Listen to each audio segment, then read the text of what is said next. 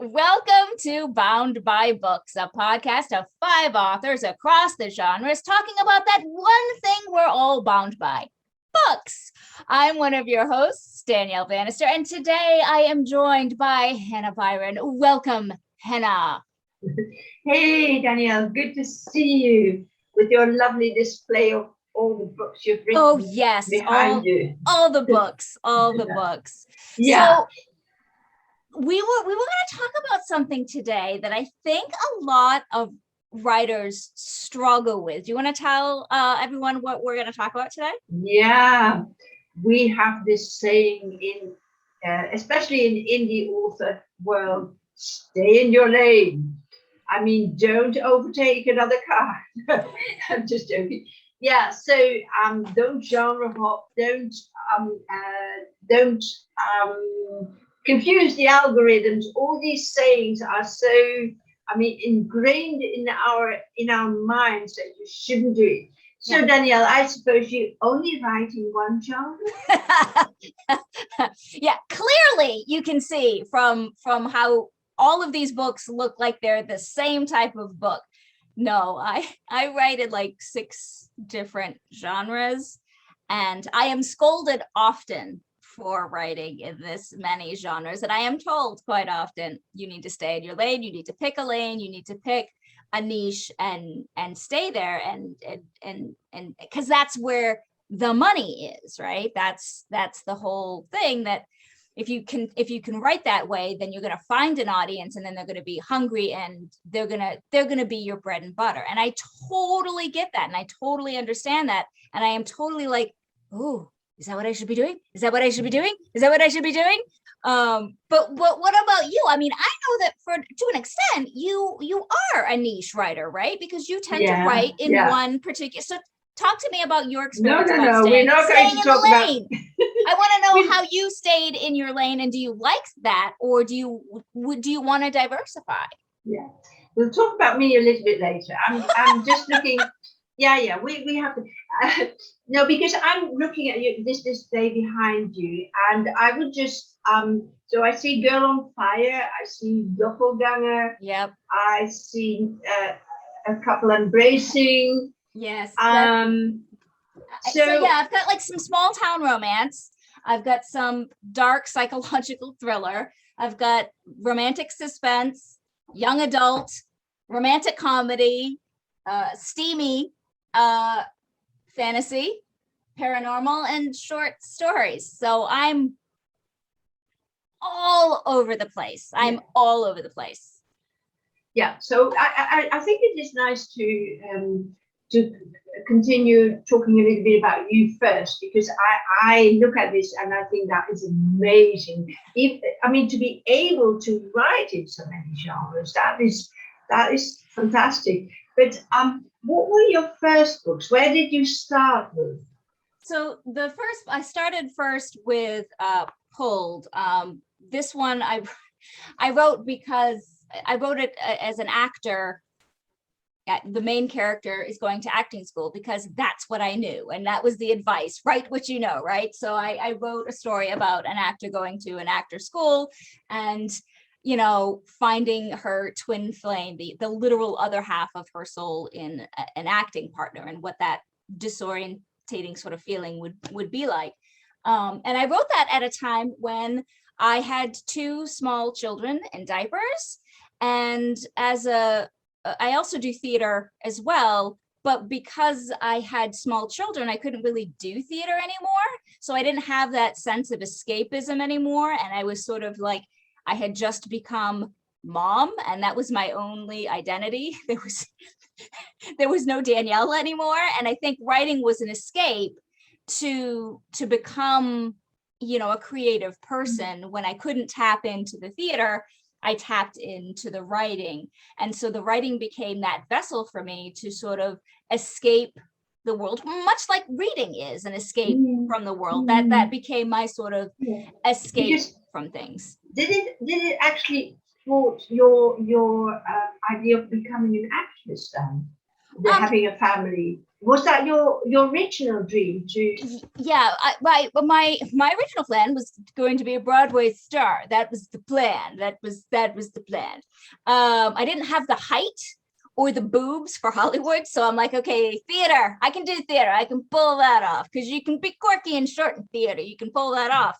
And lived in Chicago for a while, pursued it there, and then just really missed my home and missed trees and missed space, and I realized I'm an introvert and I don't like to be around that many people all the time, and so you kind of learn things about yourself as you grow up, and you go, oh, maybe that's not my dream anymore. Like I love doing it. I love doing it, but the things that you have to do as well. Yeah, but by the time you started writing, you actually knew that you were never going to pursue a career, right? Because at that point I had 2 little kids in diapers, and it wasn't a realistic goal at that point. So this was a creative venue. So it was romantic, but it still it was about the theater world, right? So to say. And is that a common thread in your work? Or?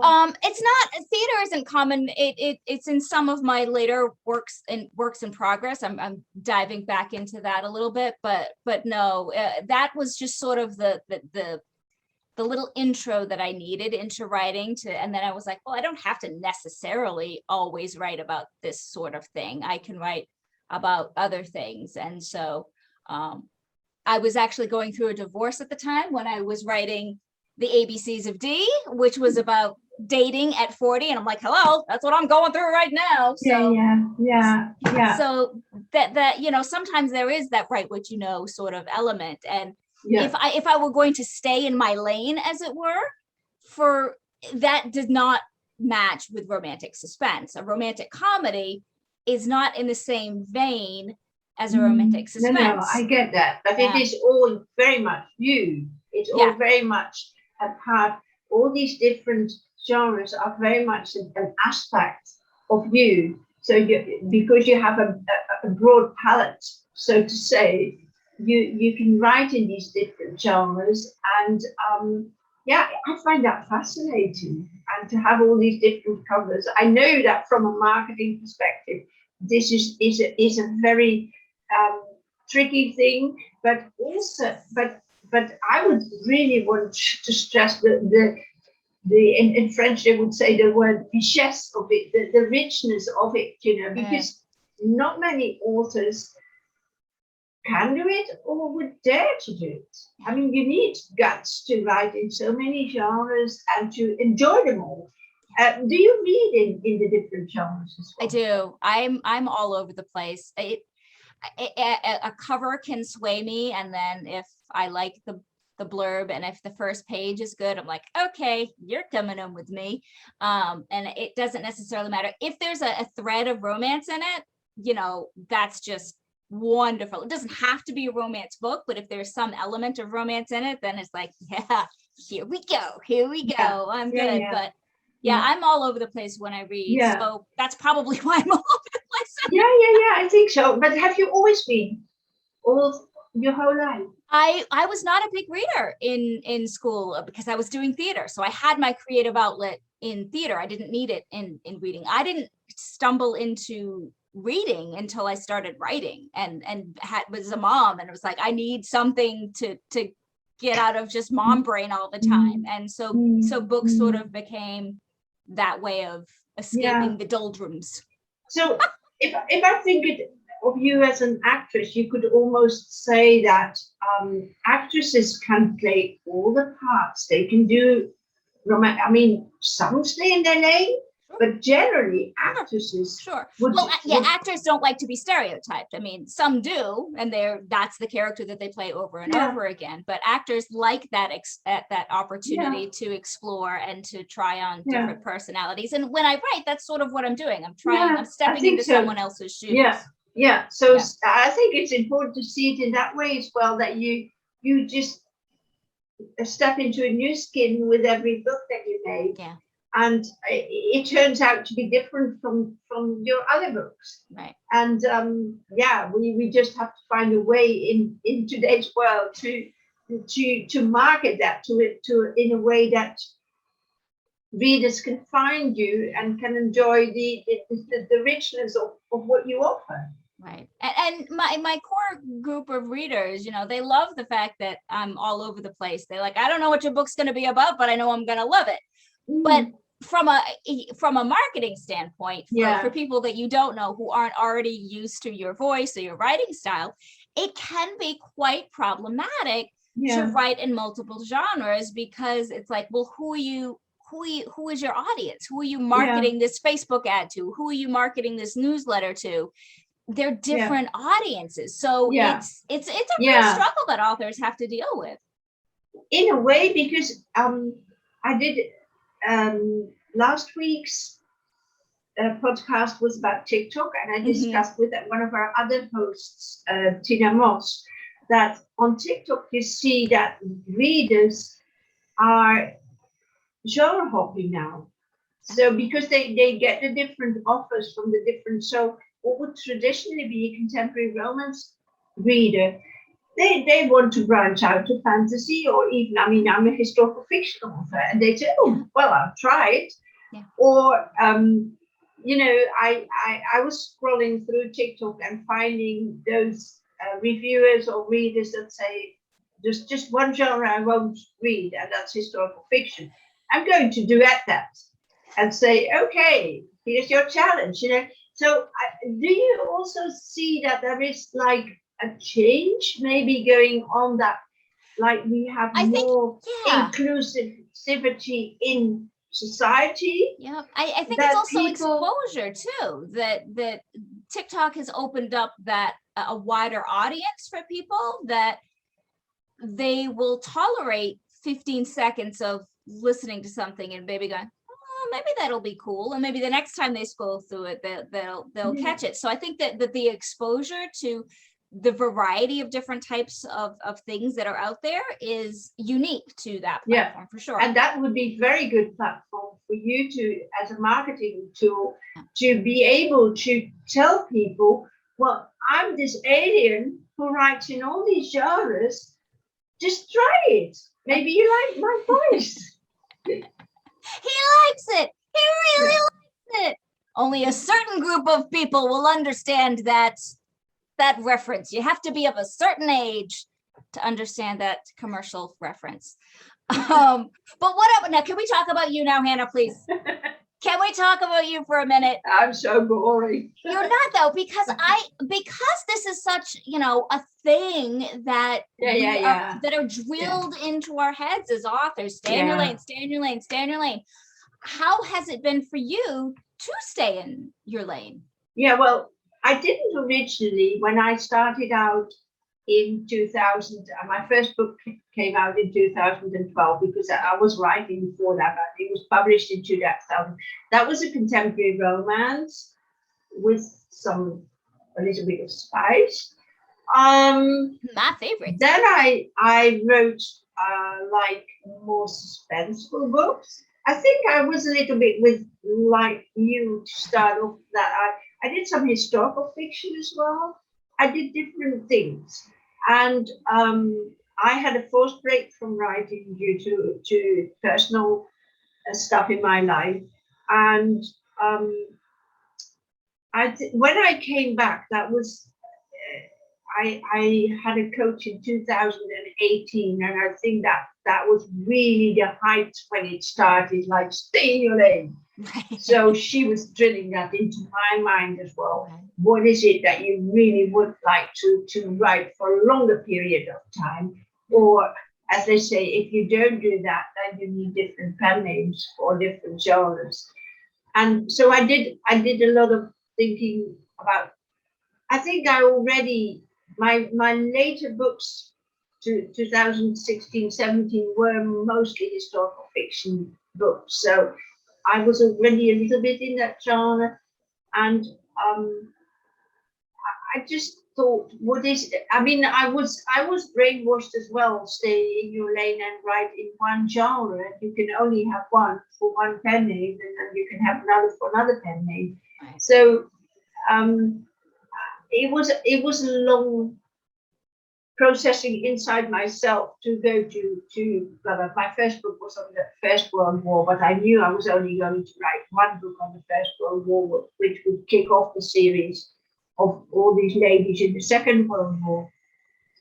And I was afraid, because I thought that even though it's a very niche market, that it would be saturated with World War II novels, and it would be I wouldn't tick all the boxes, because I am also very, very different. That I do read historical fiction, and I do read books about the Second World War, but very, very I'm very picky what I read, and the ones that I read are not by indie authors. Generally, they are.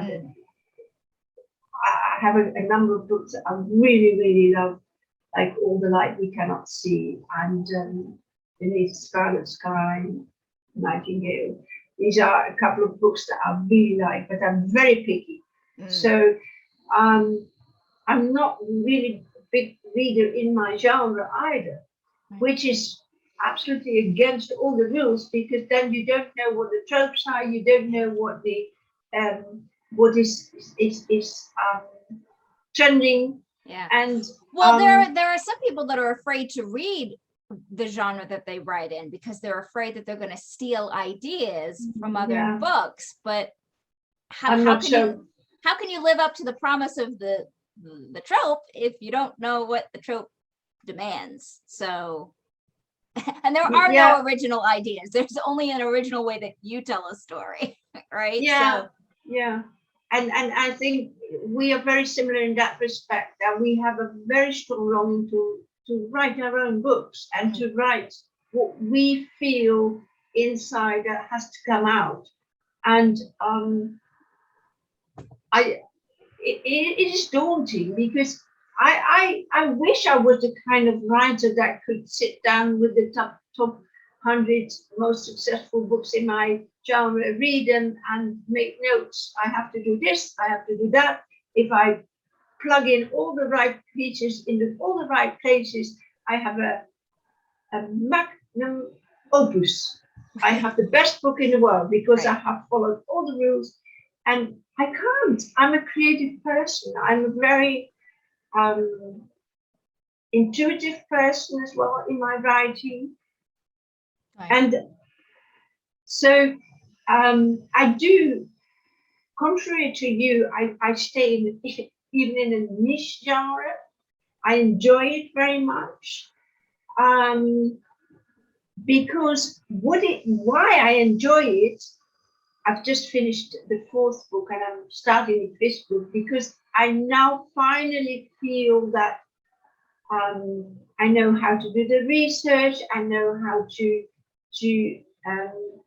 set up the kind of stories that they are similar to the other one, in the sense that the readers know, although it's a totally different story, but there is the same build-up of the girl before the war, her situation, her family situation.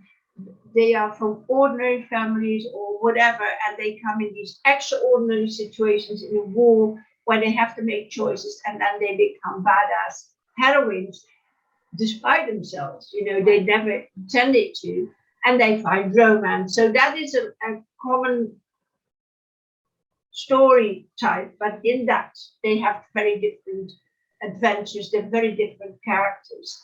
So, and so for me, it's not so difficult to stay in my lane,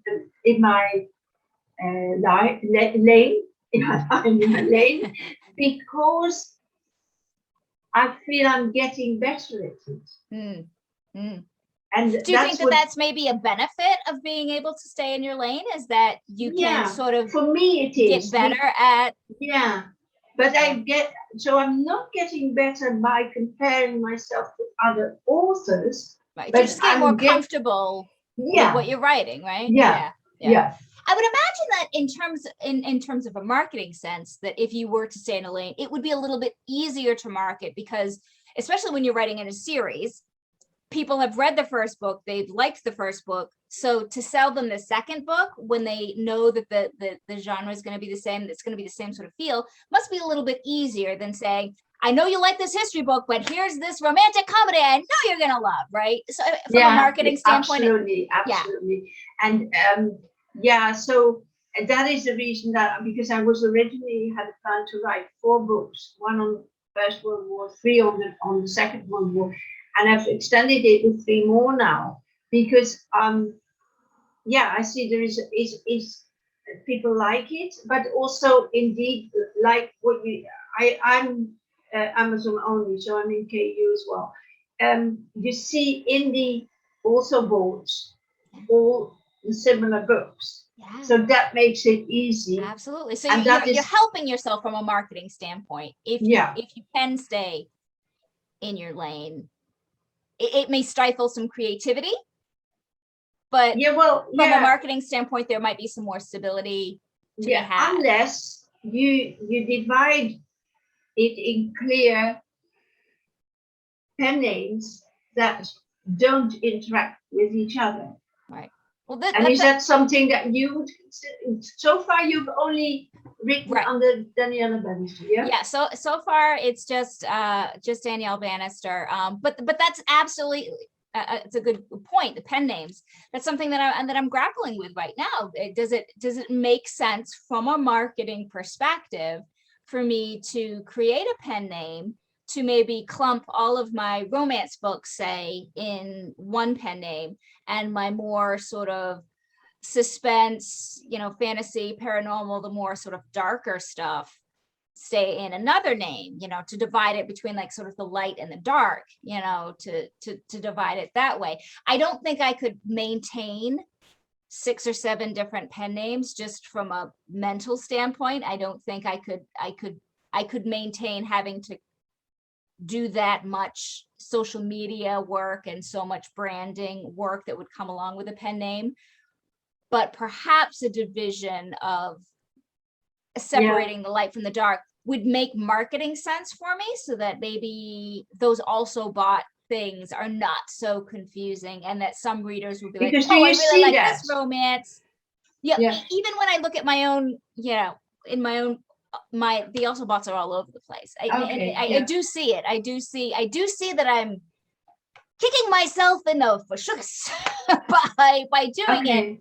But I think now maybe that I've got 16 titles that I kind of go, oh, okay, I'm either writing something that's primarily romantic, or I'm writing something that's a little darker that has threads of romance. So logically, I think the divide makes sense.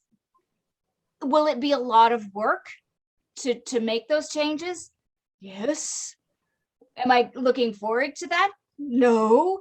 But it's something that I'm seriously considering because of the marketing standpoint and why it makes sense. Yeah, marketing from your writer's perspective, but for the readers, it also makes it clearer. Right. Because I have some readers that will read anything that I write, and then some readers that will only read my romances, and some that will only read my darker stuff. So this would be a clear way for them to know, oh, she's writing in this pen name. This is the name that I know I'm going to get the type of story that I want. So it's a huge thing for authors to think about, especially if you like to write in multiple genres. But also maintaining a pen name thing can. I know of successful authors that have 4 pen names. And I don't know how they I don't know how they do it. I don't know how to do it. Yeah. Do you think that I mean, and there are many that have 2. Yeah.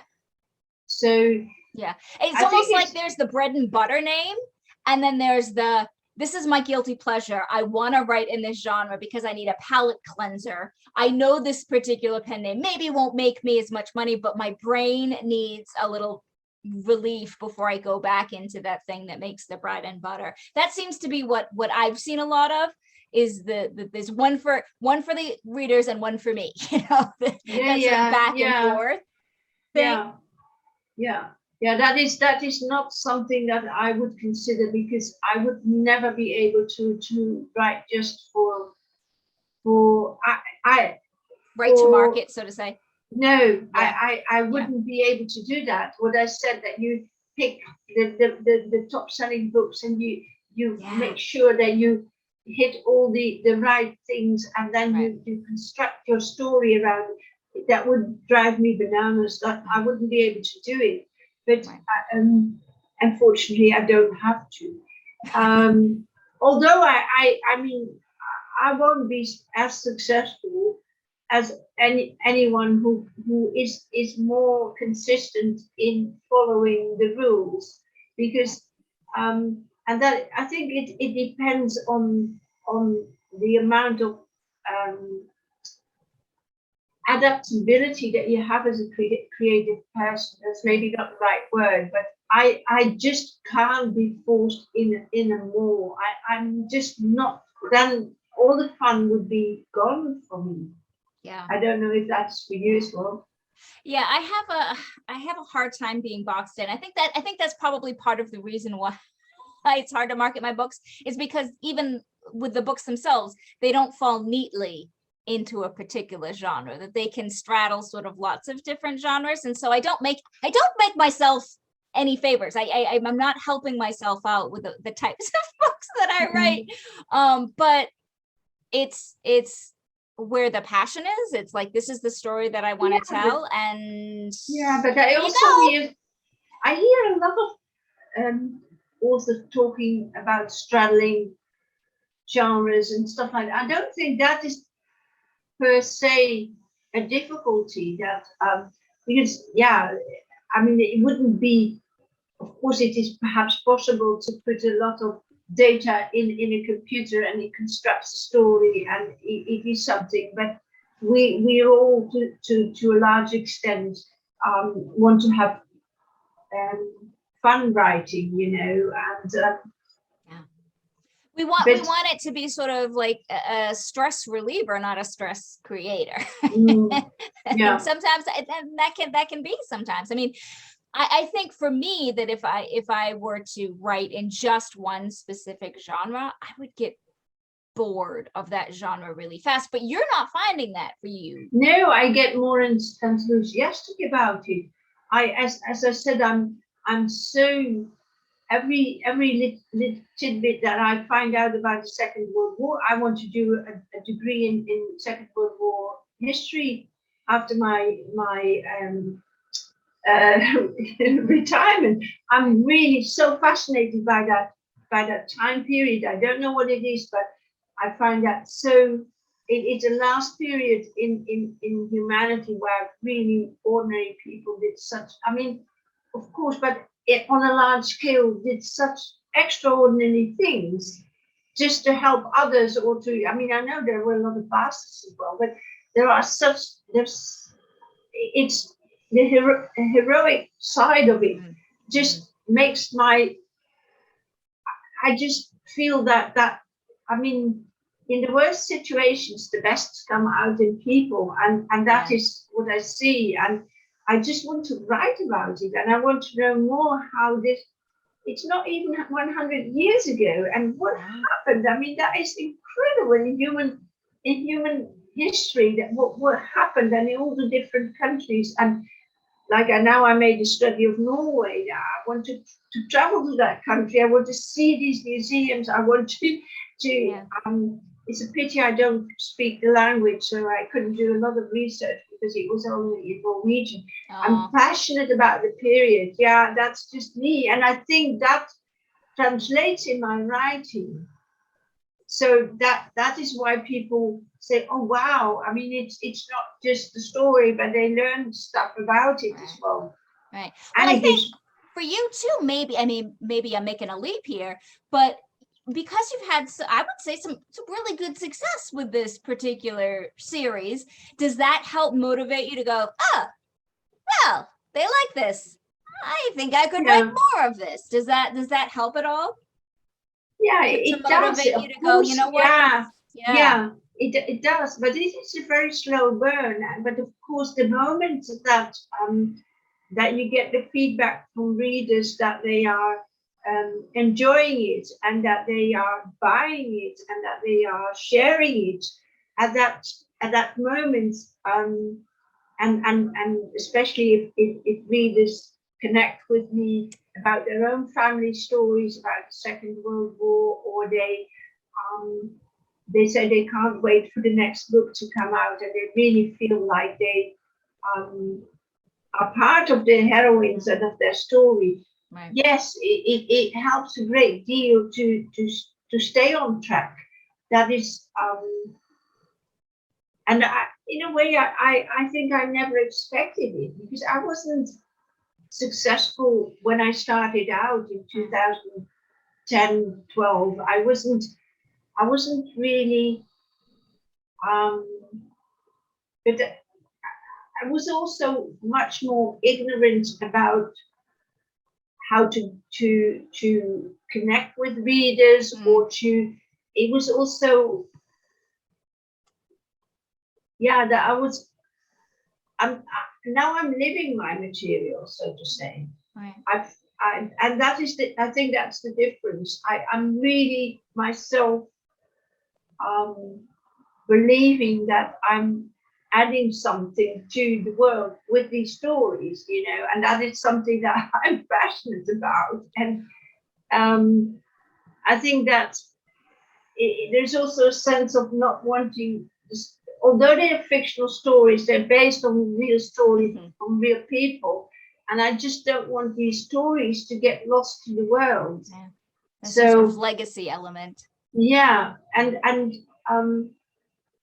but of course, if it was still not resonating with people, then it might be harder. Yeah, it might be harder to continue a series if, every book you get, you get 10 sales. It's like, well, maybe I don't have to continue to write this series, and maybe you genre hop. No. Yeah. I kid. But they do say, I mean, you were talking about, how you started about 10 years ago. They do say it takes, every overnight success takes about 10 years to make. So you're due, apparently. So you're due for your success because you put that work in. It's not like an overnight thing. You've learned things over time, and you've developed your craft and figured out. And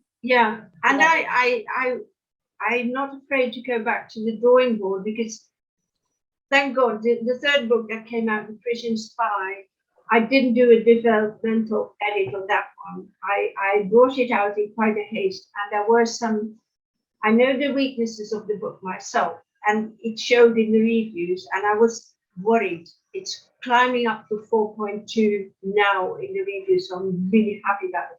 But I don't want to make that mistake. So the next book is going to go through the ringer again by external eyes. Yeah. I'm just so much in the story that I can see. I as I said, I want these books to but we're not going to. But they are there. They're supposed to stay there. They're not going anywhere. I don't want them to. In the sense that I hope they will still be ready in years to come. Right. They're not like, oh, I've brought it out and I'm going. Now it's okay or something. Right. They've got so much research, so much everything I can give to the page, I give to them. So.